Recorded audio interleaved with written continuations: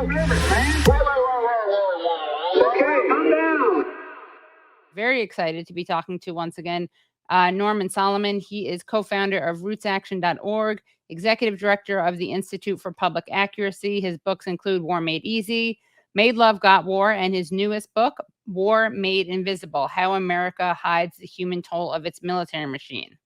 Welcome, Norman. Very glad to be here. Thanks. Thank you. Thanks for coming. Tell us what made you want to write this book in the first place.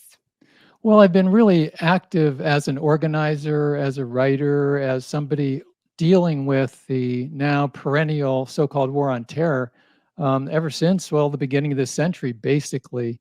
And I hadn't written a book for 15 years. I've been busy, as I say, organizing and trying to, I can't make sense out of, I can't say it makes sense out of it all because it's a difficult challenge to understand all these different factors that are just in many ways buffeting the world in such negative respects. But I grasped that while my previous book, War Made Easy, was documenting ways in which the United States was trying to work its way on the world militarily, and the US public was being basically scammed into going along with it, or at least not vigorously opposing it, something has gradually evolved in the last decade and more, which is the so-called boots on the ground are becoming fewer and fewer from the United States. The reliance on air power, drones, and so forth has become more extreme. And since Americans are not dying in very many numbers anymore, the, you might say, jingo narcissism of the United States has really kicked in. So the US is at war, despite what Biden said almost 2 years ago in a speech to the United Nations, and it's become virtually invisible, hence the title, War Made Invisible. You know, I was reading a very good review of your book at Truth Out by Jonathan Eng, and he writes, Solomon highlights 3 underlying facets of U.S. power that are especially useful for interpreting our current moment: an embedded intelligentsia, an economy that exports violence, and the infrastructure of a global empire. So can you talk a little bit about these 3 facets and how they interact with each other? And again, in case you don't have in front of you, that is the embedded intelligentsia, an economy that exports violence, and the infrastructure of a global empire. Yeah, I think that's a very perceptive review and really breaks down 3 key elements. In terms of intelligentsia, I mean, the fact is that we have tremendous mass media power, as I say in the book, through repetition and omission.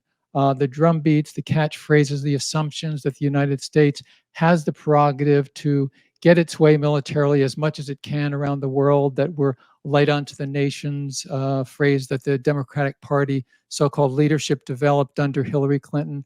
We are an indispensable nation, all of that stuff. And it's propagated and you might say filters down. But what passes for the intelligentsia anyway is where a lot of it is cooked up. And so we might look back to the Vietnam War era and the so-called best and the brightest that David Halberstam labeled them at, Walt Rostow and these people who came out of Harvard and Yale and so forth. But that whole effort still has a lot of its parallels. I mean, if you look at the way that the United States public was dragged into the wars on Afghanistan and Iraq, that whole impetus came from so-called intellectuals, really well-educated people, upper crust. It really wasn't Fox News that dragged the United States into war so much as the New York Times, the Washington Post, All Things Considered, Morning Edition, the PBS NewsHour. And those folks tout themselves as really part of the intelligentsia and also drew on some of these armchair thinkers, the laptop warriors in the elite newsrooms of the Times and the Post, these very prestigious think tanks that are often so heavily funded by, and I'm not going to say defense contractors, I'm going to say military contractors, and those who have risen in the ranks of a lot of elite colleges. Not all of the elite professors are of that frame of mind, but basically it's a get along to go along with the warfare state mentality. So that would be the intelligentsia, and the way it filters down, it's a kind of a trickle down of a mentality that has such useful and powerful propaganda effects. Then if we deal with the economy, it's just so damn lucrative to kill a lot of people, to have the weapons of war that are so lucrative. And of course, initially in the early years after 9/11, it was a little bit of a stretch that all this military spending was going to stop people with box cutters from killing us. But there was a tremendous rationale, of course, a push for the invasions of Afghanistan and Iraq. It really wasn't even the military industrial complex only, it was the military industrial intelligence surveillance complex that grew. You can go from BWI Airport near Baltimore all the way to the ring around the Pentagon, just making a killing, literally and figuratively. And it was a bullish on the warfare state environment that has not ended. And we've got 4 presidents, I suppose, yes, in this century, and they've all been part of it. It's very bipartisan. It's just so lucrative. We used to, during the Vietnam War, say very unhappily, sardonically, and angrily, "Oh, war is good business, invest your son." Mm. Now it's more like war is good business, invest in Raytheon and Boeing and Northrop Grumman, because it's more and more aerospace. It's more and more, let's be above it all, which is really what President Obama promised when he gave a speech in September 2021 to the United Nations. He said, we're no longer at war because the US troops had been withdrawn from Afghanistan. It was a complete lie. And soon after that, even the news media of the US reported missile attacks in Syria, 1,000 troops there, essentially combat troops, Somalia, airstrikes, troops in Africa. As a matter of fact, a lot of special ops. It's mind-blowing. I quote Nick Turse, the great journalist. More than 100 countries, really most of the countries on the planet, have U.S. special ops stationed. I mean, it's just this prerogative assumption. And that leads us to the third of those 3 points, empire. One of, I think, the most powerful aspects and passages in my book, War Made Invisible, is an interview with Daniel Ellsberg, the great Pentagon Papers whistleblower and the great activist for more than 50 years after he risked life in prison to expose the realities of the Vietnam War by disclosing the Pentagon Papers. And in the interview, which I did with Dan about a year and a half ago, at his house in the East Bay near San Francisco, he talked about the assumptions of empire and the ways in which we in the United States are so encouraged, pretty much successfully, to accept and embrace, without the word being used, that the US is an empire, should be an empire, and essentially that, as he put it, why would we worry very much about what our militarism is doing to other people in the world because we're better than them? That is the tacit assumption. Right.